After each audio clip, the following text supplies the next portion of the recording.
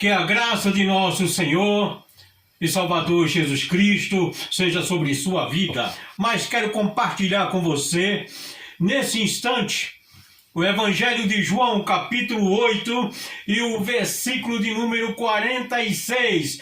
Apenas a primeira parte deste versículo, que diz assim a palavra do Senhor. João 8, 46. Evangelho de João, capítulo 8, verso de número 46. Quem dentre vós me convence de pecado? Vou repetir. Jesus disse: quem dentre vós me convence de pecado? Este é um desafio único, eu considero esse desafio um desafio único. Nenhum outro homem pode ou poderá fazer este mesmo desafio. O que Jesus está dizendo aqui: quem dentre vocês vai me apontar um pecado? Quem dentre vocês vai dizer que eu sou culpado de alguma coisa? Olha, a minha consciência é tranquila, eu não tenho nenhuma culpa, ninguém tem queixa contra mim, o meu nome não está em nenhum processo, eu não tenho culpa nenhuma. Nunca alguém precisou registrar alguma queixa contra a minha pessoa. E nunca eu empurrei alguém. Nunca eu fiz mal para ninguém. Quem de vocês vai me apontar algum pecado? Um desafio único. Um desafio especial que apenas o Senhor Jesus Cristo pode lançar este desafio. O homem que conhecia a si mesmo, o homem que sabia do seu interior, o homem que tinha consciência da sua total inocência, era este homem chamado Jesus. Este homem que não precisava de perdão, pois não havia cometido nenhuma falta, nenhum pecado, mas veio para lançar o perdão e para assumir o pecado de toda uma humanidade, para poder, na cruz do Calvário, este inocente padecer por toda a raça humana.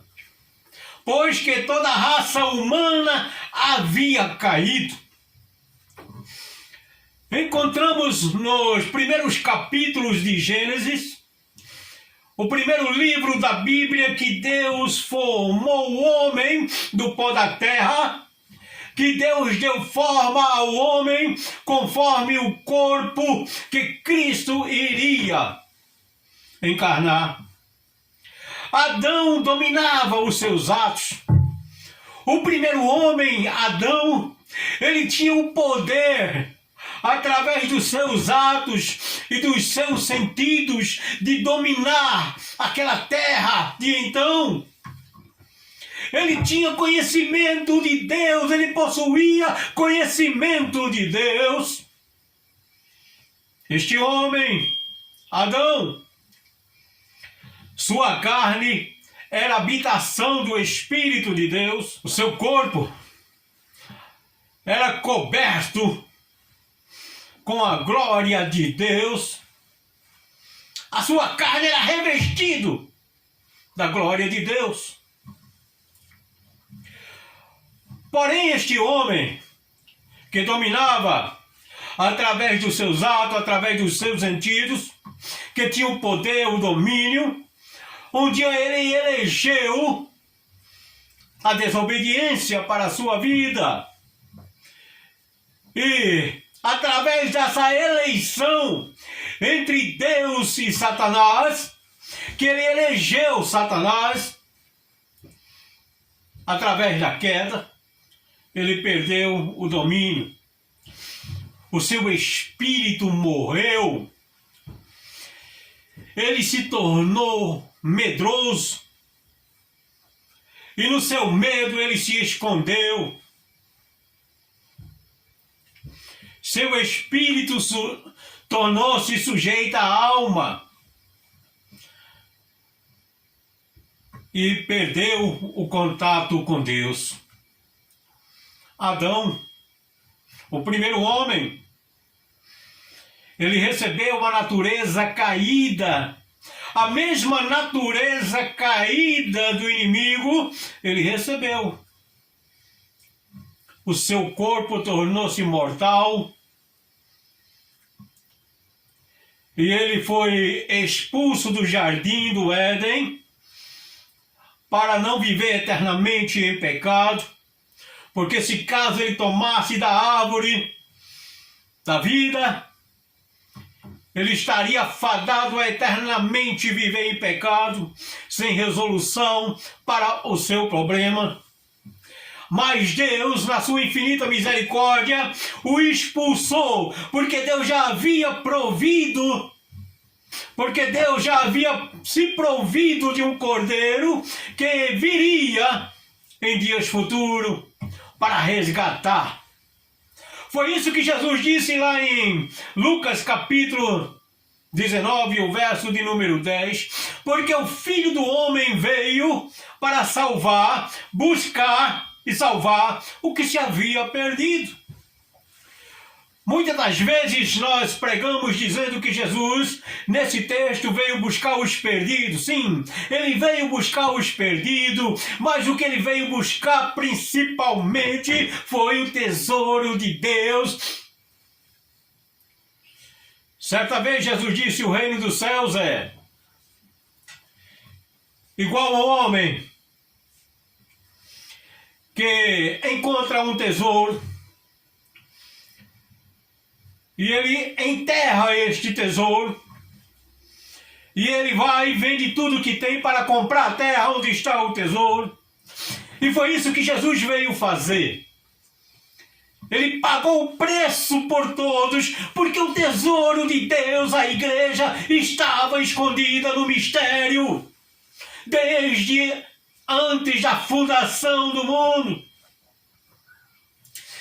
Quando olhamos por este prisma da igreja, a nossa alma vibra, o nosso espírito se alegra, e a nossa comunhão com Deus chega a uma dimensão muito melhor. Mas o homem precisava cultuar. O homem precisava sacrificar para ser direcionado a um Deus que eu pudesse realmente salvá-lo, que eu pudesse realmente voltar a seu estado original. Sangue de boi, de cordeiro e de aves já não poderiam fazer esta função. O sangue de boi, o sangue de animais era incapaz, porque precisava que através de um homem, como homem, porque através de um homem o pecado entrou no mundo. E o pecado haveria de sair do mundo através de um homem.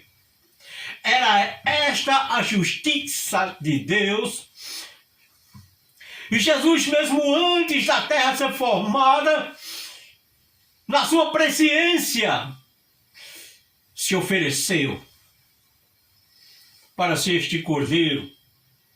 Porque o sacrifício de sangue não poderiam satisfazer os requisitos da justiça divina. Jesus pagou para a justiça divina. Jesus não pagou para Satanás, como alguns dizem, que Jesus pagou para Satanás o preço das almas. Não, Jesus pagou para a justiça divina, porque Satanás não poderia, e ele não pode, ele nunca teve nada, ele é caído. E a única coisa que ele possuía, Jesus tomou após ser crucificado, que era a chave do inferno e da morte. Até a chave da sua própria casa ele não tem.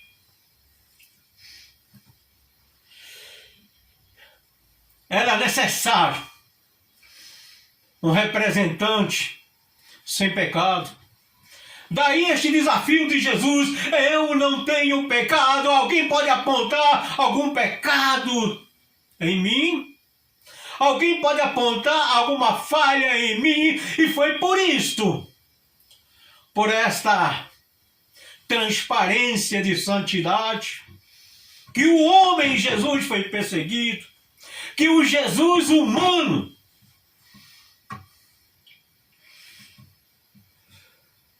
o Jesus inocente, a humanidade não poderia tolerar tal homem.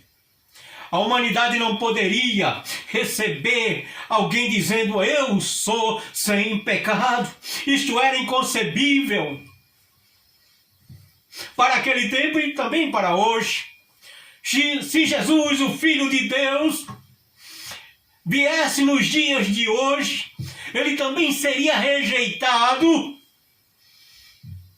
porque ele iria dizer estas mesmas palavras: alguém pode apontar pecado em mim? Como viver esta vida? Jesus viveu a vida do Pai. Ele fez tudo que viu o Pai fazer. E trouxe as palavras do Pai para que nós a ouçamos, para que nós a compreendamos e para que nós a vivemos segundo a palavra do Pai. Segundo a palavra do Pai. É por isso a função da Bíblia, a palavra de Deus para a nossa vida, para que nós possamos viver conforme esta palavra, porque o propósito de Deus em Jesus é nos conformar à imagem de Cristo. É nos tornar semelhante à imagem de Cristo. E nós só teremos uma vida triunfante, nós só teremos uma vida permanentemente em Deus, se formos conformados à imagem de Cristo. É este o propósito de Deus em Cristo Jesus, é nos conformar. Enquanto muitas pessoas estão conformadas com este mundo, a palavra de Deus nos diz assim: não vos conformeis com este mundo.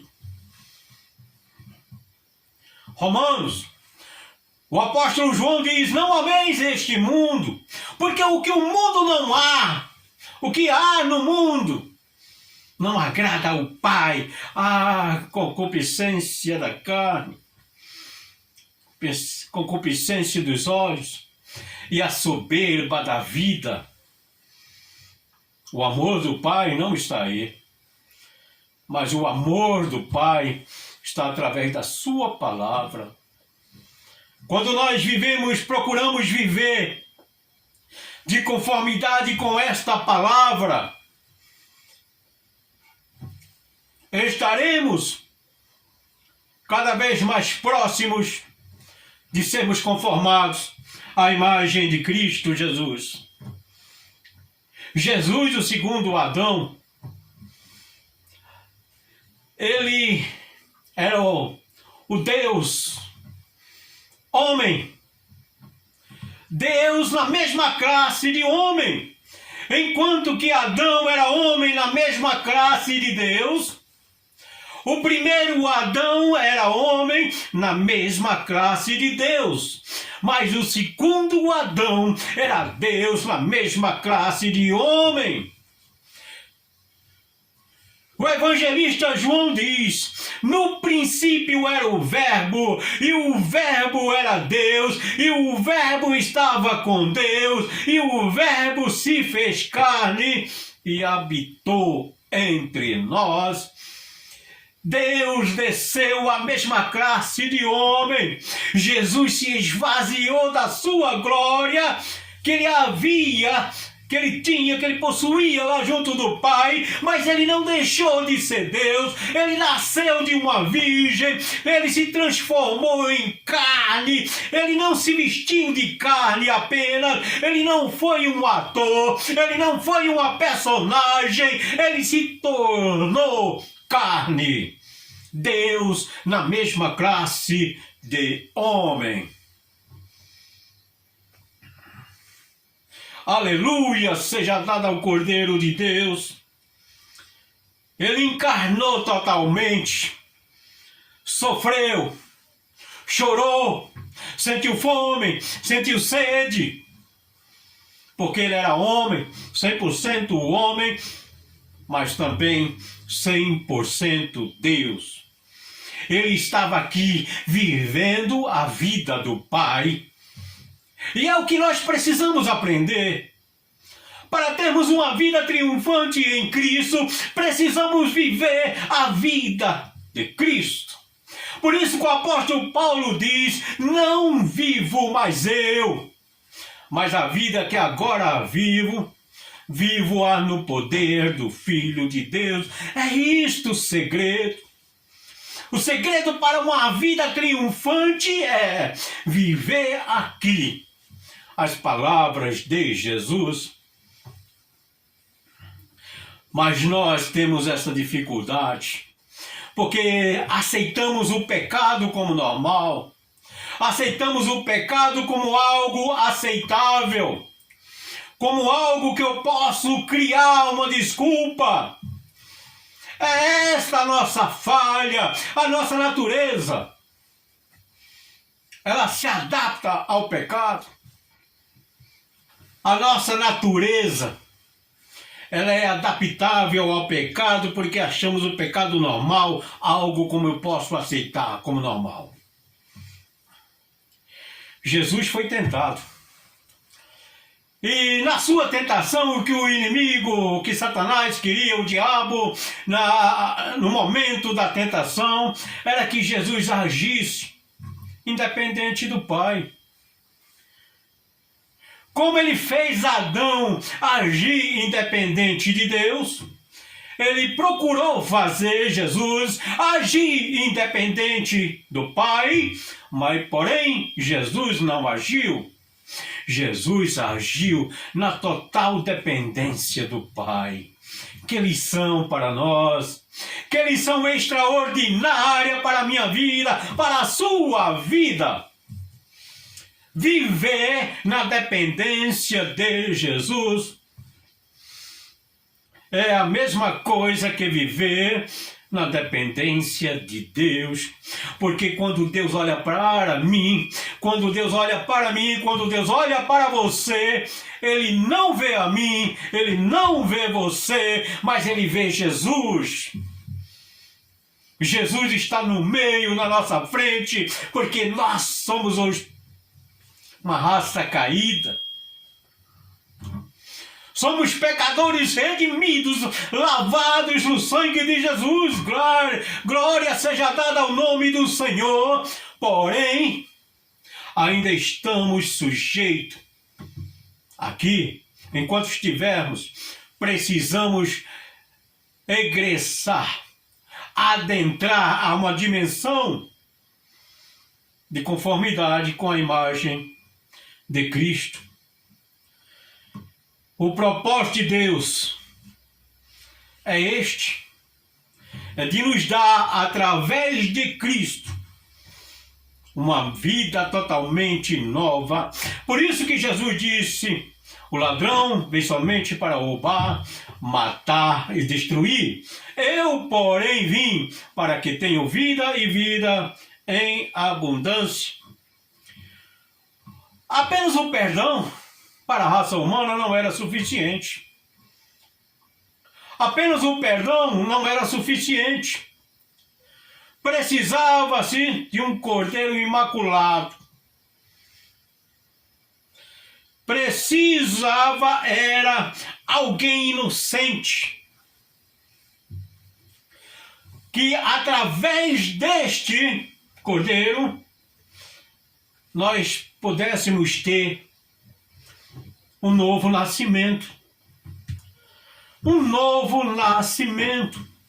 Portanto, aquele que não nascer de novo não pode adentrar ao reino de Deus. É isso. Quando nós morremos e ressuscitamos em Cristo, através do batismo, não é do batismo, mas em Cristo, através do batismo. Porque tem muitas pessoas que apenas o batismo, não, mas quando nós morremos para o mundo, nascemos em Cristo através do batismo, aí é uma nova criatura. 2 Coríntios 5:17, aquele que está em Cristo, nova criatura é, porque aquele que às vezes dessas águas, sem a consciência do novo nascimento, ele apenas vai tomar um banho. Mas aquele que é a sua consciência de uma nova vida, de um novo nascimento, ele ressurge para uma nova vida. E através desse novo nascimento, ele vai progredindo para a santificação.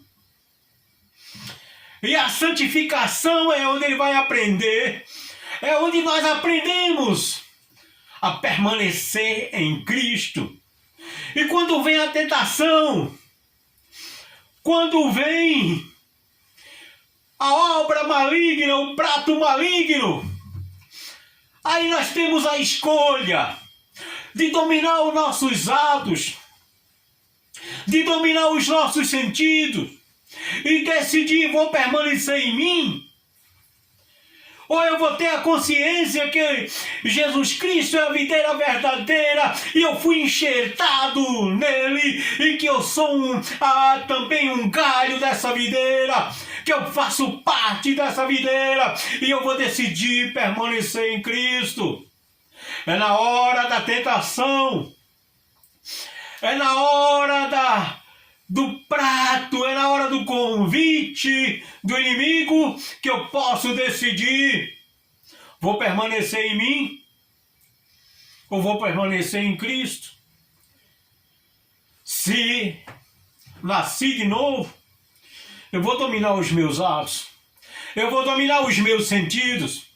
Porém, se eu não nasci de novo, se eu preciso descer novamente aos pés da cruz, para nascer de novo, para ter o domínio, eu deixarei de ser escravo do pecado, como muitos estão vivendo uma vida paralela.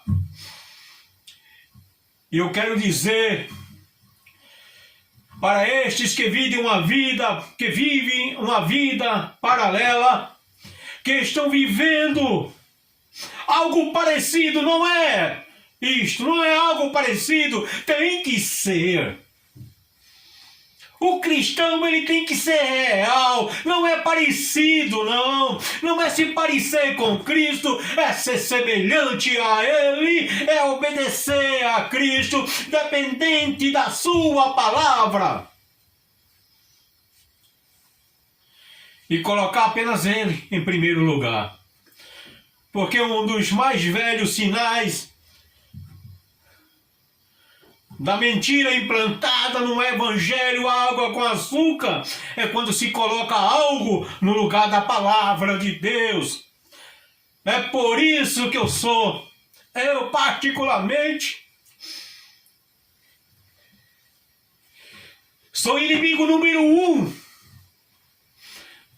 dos amuletos da fé. Porque a fé genuína na palavra de Deus, ela produz a salvação. Mas a fé em amuleto, a fé que eu preciso de um copo com água, a fé que eu preciso de um tijolinho, a fé que eu preciso de um chaveiro para abrir uma porta. Essa porta alguém pode fechar, mas a porta que Cristo abre é a porta genuína, essa que ninguém pode fechar. E a fé que eu preciso de uma muleta para ficar de pé, essa muleta pode quebrar e com certeza eu cairei. Então a fé vem pelo ouvir, e o ouvir a palavra de Deus.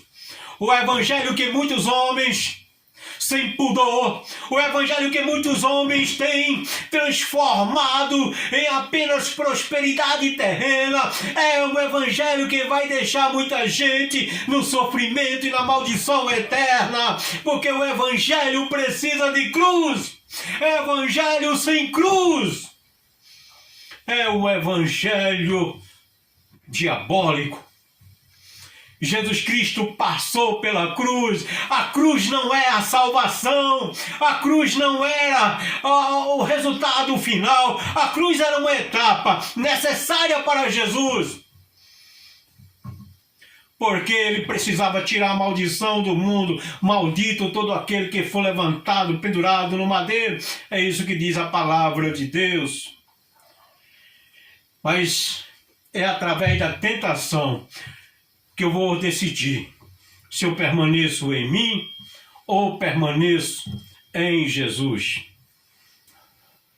No momento que decido permanecer em Cristo, eu rejeito permanecer em mim.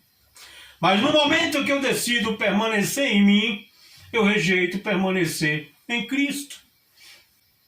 É necessário viver uma vida nos passos de Jesus. É viver a vida que Jesus viveu aqui.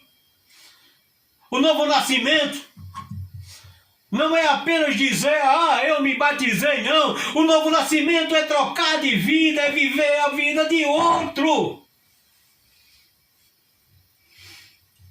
Eu torno a dizer isso que o apóstolo Paulo disse. Já estou crucificado com Cristo. Não vivo mais eu, mas a vida que agora vivo-a no poder do Filho de Deus. Ou seja, ele vivia a vida de Jesus. É tomar o lugar de Cristo aqui. É tomar o lugar dele aqui. É para isso que ele veio fundar a igreja. É para isso que ele instituiu a igreja. Muitos têm compreendido a igreja apenas como a noiva, como a vencedora. Não, a igreja é vencedora sim, mas a igreja, o âmago da igreja, o clímax da igreja é que a igreja tome a vida de Cristo aqui na terra. Viva a vida dele aqui na terra. É entender e aceitar. É entender e aceitar que ele me representa no céu onde está. Cristo é o nosso advogado. Ele é o nosso advogado ali. Portanto, como disse antes, Deus quando olha para nós, ele vê Cristo no meio. Porque se ele visse a nós, nós seríamos destruídos. Mas a misericórdia e a graça é essa. Jesus se apresenta lá e diz, Pai, eu comprei, eu resgatei, eu perdoei, eu salvei, eu o limpei de todas as suas manchas, eu tirei todas as suas rugas, eu tirei todas as suas manchas, os seus pecados. E Deus, olhando para Jesus, a misericórdia dele nos alcança. Porque Jesus não pode aceitar o pecado como normal. Quando nós deixamos o pecado como normal dentro da igreja de Cristo, estamos afrontando Cristo, o dono da igreja. Quando nós somos maleáveis, como algo que eu posso criar uma desculpa com o pecado dentro da igreja, estamos afrontando o Filho de Deus. Nós não podemos aceitar o pecado como normal. O pecado. O que é o pecado? Fala-se tanto no pecado. O pecado é aquilo que eu faço. O pecado é aquilo que eu pratiquei. O pecado é aquilo que eu fiz.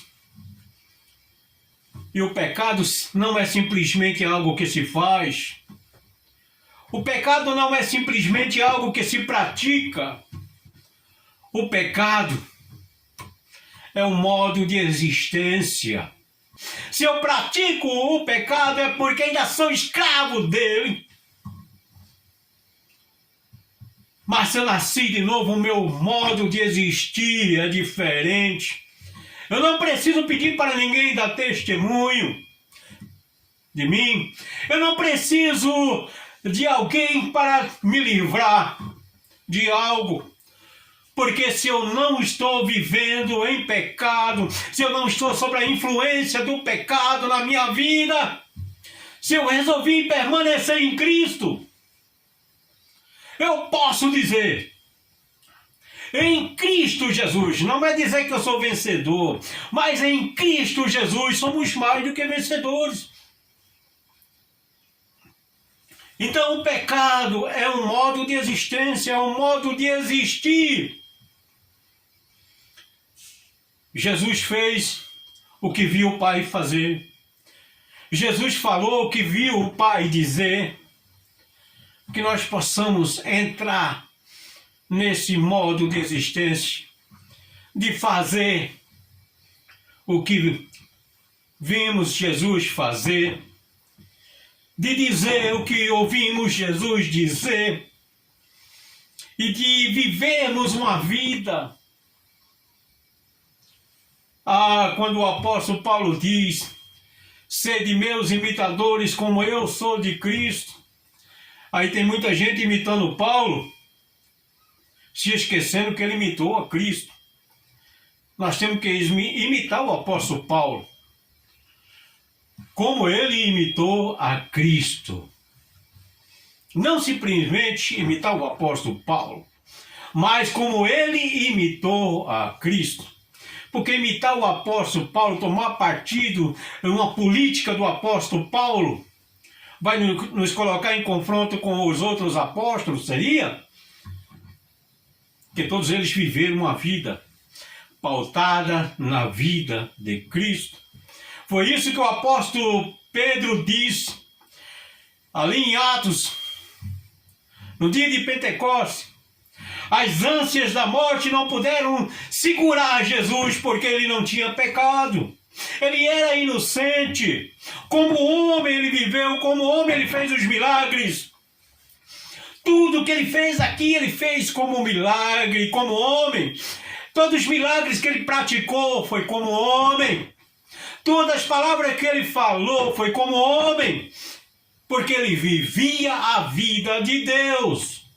Era Deus na mesma classe de homem. Será que é tão difícil entendermos isto? Porém, quando ele desceu à sepultura, entra em ação o Jesus divino. Porque o Jesus divino, o Deus homem, passou por todas as agruras e angústias dessa terra. Cumpriu toda a justiça divina. Mas o Espírito Santo o ressuscitou. Porque ali o poder da morte não poderia segurá-lo. Porque ele era também Deus. Ele era também Deus. Ele era também Deus. E como Deus, ele ressurgiu ao terceiro dia. Esta esperança. A esperança nossa é essa, da ressurreição. Porque ele ressurgiu. Ele também prometeu que todo aquele que permanecer nele, que tiver uma vida triunfante em Cristo, permanecendo nele, permanecendo em suas palavras, eu virei para vos levar para junto de mim mesmo, para que onde eu estiver, estejais vós também. A ressurreição dos mortos dará o brado final sobre todo o poder da morte. No momento do arrebatamento da igreja, a ressurreição dos mortos tirará toda a vitória da morte. Tragada foi a morte na sua vitória. É isso que o apóstolo Paulo descortina, este grande segredo para a nossa vida, para a nossa esperança. Devemos viver segundo as suas palavras e fazer o que ele fez. Por mais difícil que seja, por mais impossível que seja, porque não é fácil, mas vamos tentar? Aí o nosso modo de existir fará diferença aqui. Que possamos ter uma vida triunfante em Cristo Jesus. Que o Senhor abençoe grandemente a sua vida.